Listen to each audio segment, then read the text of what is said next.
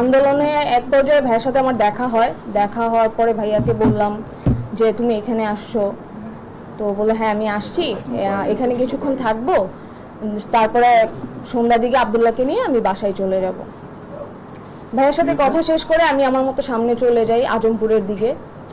সেখানে তখন পুলিশ এমনভাবে ছাত্রদের উপরে নির্যাতন করতেছিল যে টিয়ার শেল, ছোড়াগুলি, এগুলা কন্টিনিউয়াসলি স্টুডেন্টদের উপরে মারতেছিল। তো আমার গায়ে অনেকগুলো ছোড়াগুলি এবং টিয়ার শেল, এই দুইটা এসে আমার গায়ে লাগে। টিয়ার শেলটা আমার কাঁধে লাগার কারণে যে ইনহেল হয় গ্যাসটা, তো আমি অনেক বেশি অসুস্থ হয়ে যাই।